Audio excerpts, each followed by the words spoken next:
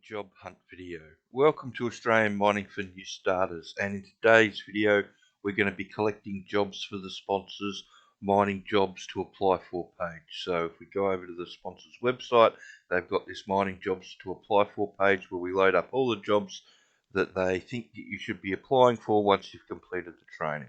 So let's put underground into Seek and we'll have a look and start collecting jobs. At the end of the video we'll jump onto our Australian map and we'll have a look at where all the jobs are and we'll have a bit of a chat about that.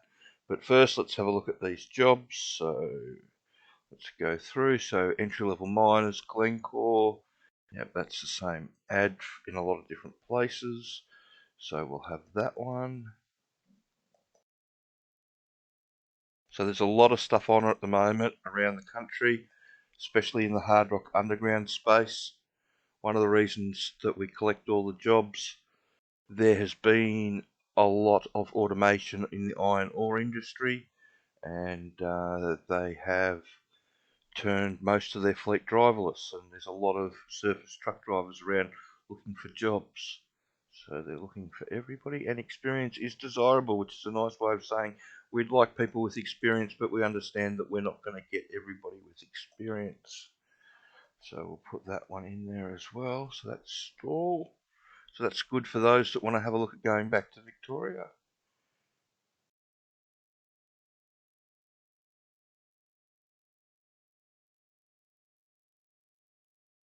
Goldfields truck job. We'll collect that as well.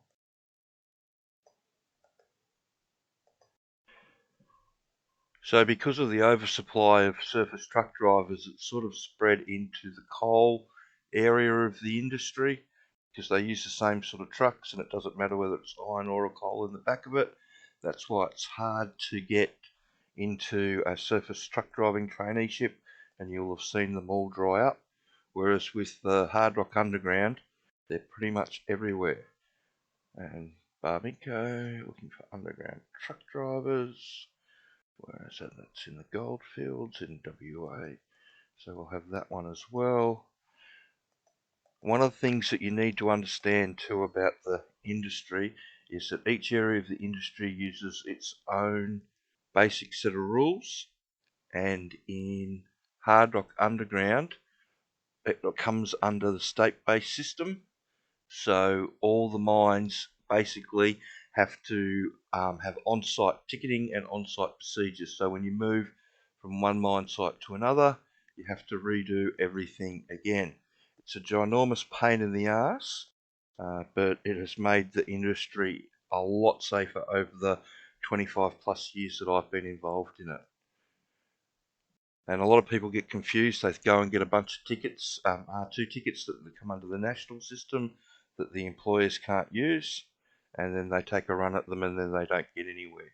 So just be aware of that, that every mine site that you go to, the hard rock sites all around the country, they all use state-based system, and the state-based system means on-site ticketing and on-site procedures.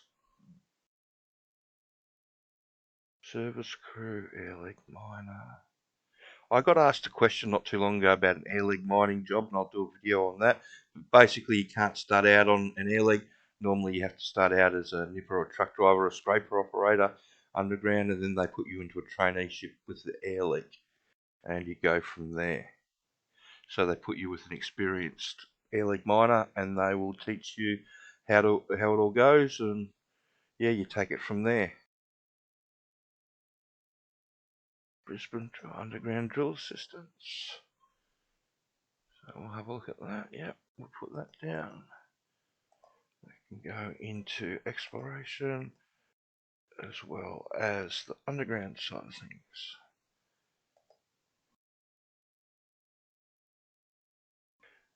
And it's the same thing with the S11 too, guys.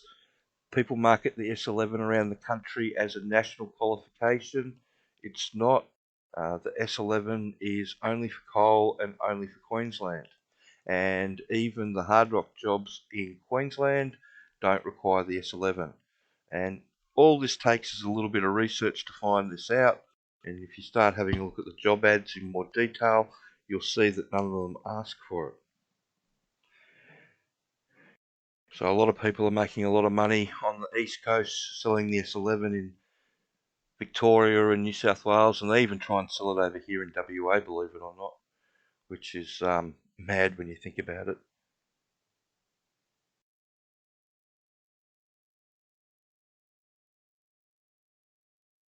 So there was another trainee charge-up job there.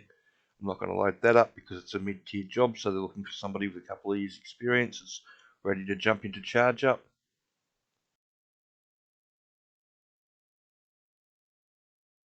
I'll load Aston up. They've taken a few people from the sponsors training before that have had a good result with them. So we'll put that into exploration and that can go into both.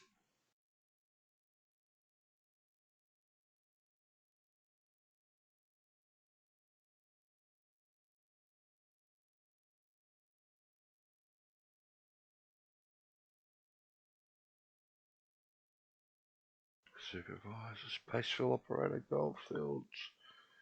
We'll have a go at that one.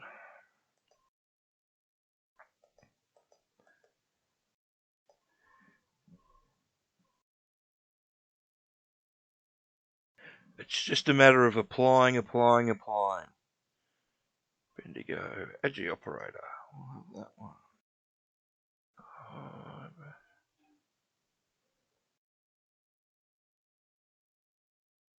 Concrete Underground, yep, that's definitely a entry job, so I'll grab that one. Looks like there's a fair bit of activity in some of the Victorian mines lately, so that's good to know. But there's activity in, everywhere, but it's just a bit more than normal. You don't really see that many jobs going in Victoria. They've only got a limited amount of mines. So grader operator. Again, grader's a bit like Agi. If you've got some grader experience, a good way to get yourself on site is to have a look at the sponsor's DIY training package to teach you how the mine works, so you can marry up that knowledge with your experience on the grader. Because of the rules, like I was saying before, about the on-site ticketing, it means all these employers that I'm scrolling through, are all forced to hire new starters first and then train them second.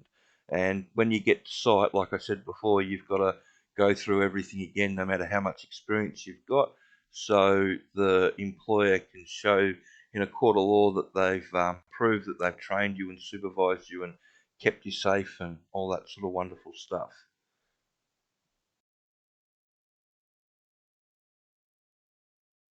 Grader operator, Redpath, Brisbane. Again, the grader operator, good way in.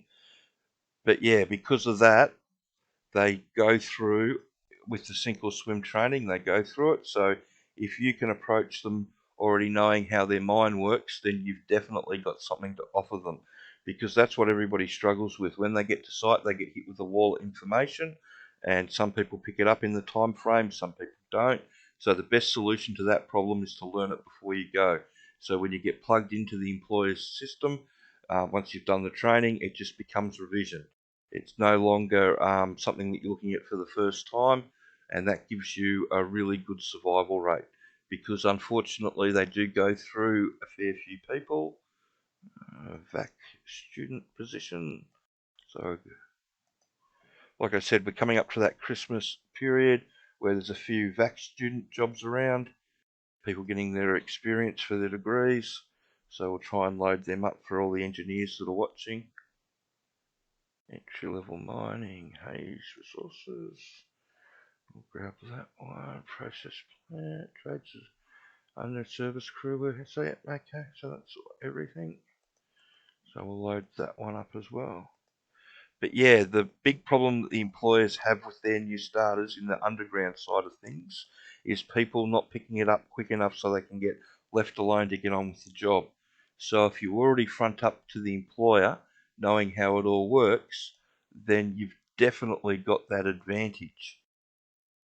And from the employer's perspective, they're looking at you thinking, all right, all I have to do is plug this person into the system and away they go.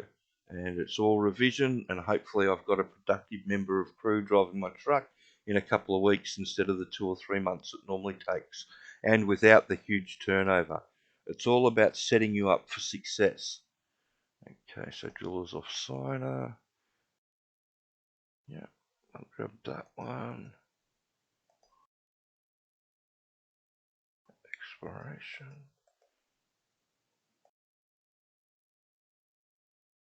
So there's been a heap of jobs around in the last 3 days. I think it's going to fit out or sort of work out, so I end up doing these every 2 or 3 days, because otherwise it's just too much to do it every day, unfortunately. Ultra production. So again, Itch has always got their things out, or got their ads out.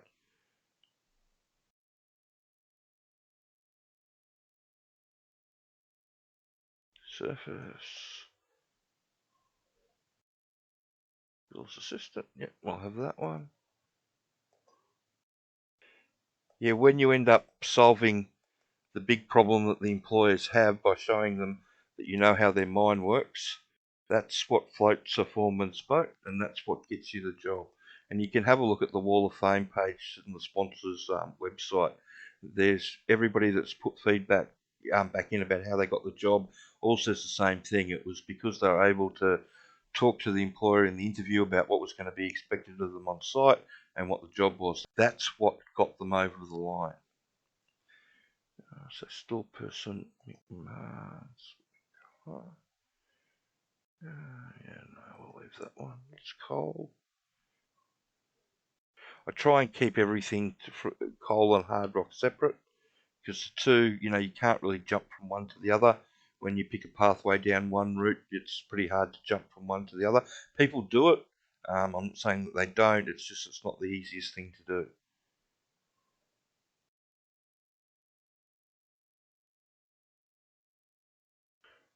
Let's keep going for a few more pages. It looks like we're running out of stuff, but we've collected a few good jobs along the way, so that's pleasing.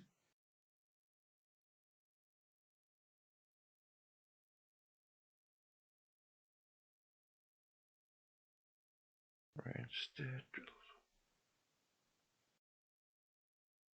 trainer says. Looks like it's pretty much coming to an end. Alright, so let's have a quick look at our map. So this is our map of our mines around Australia that are all producing everything that's going to go into a battery or gold. So as you can see, there's lots about. But before we go through where it all is, I just want to have a look at this article that I wrote with the 3 different approaches people take to getting a mining job. The first one is rose-coloured glasses. They don't do any research. They just go in, they spend a whole heap of money on S11 and tickets that the employers can't use. The second one is I just want to get my foot in the door, which sounds like a really good approach. But what ends up happening is 95% of people get pigeonholed into that job that they first got into. They don't get to make the jump over to the mining production job. The last type of person is let's do some research first. I really like talking to these people, and I'm thinking that if you're listening to this video, this is the sort of person that you are. And the reason that this is the best is because it allows you to make a real decision about where you want to go, and you can concentrate on just getting into that production mining role straight away. There's a pathway in. You just got to ask the right questions, understand how it works, and then go from there. So where are all these jobs? So let's have a look on our map. And like I said, there's been a bit of activity around Stawell. As you can see, the job that we collected today. So that would be either living in the area or a drive-in, drive-out. But from Victoria, you've got all the drive-in, drive-out mines in New South Wales. You've also got access from them from Sydney and Brisbane. If you've in Tasmania, there's a number of mines that are reopening and ramping up there at the moment. There's a cobalt mine on King Island that's ramping up in the next sort of 6 months to get that going again, and a few more things. Yeah, if you're in Brisbane, you've got the option of going up around Mount Isa and everything up around Charters Towers and all the tin mines that are up in the north of the state. You've also got the option of driving down into the gold mines and the base metal mines in New South Wales. A lot of people do that and just do their drive in, drive out of the Gold Coast. In South Australia, you've got all the stuff around Olympic Dam and Prominent Hill with Oz Minerals.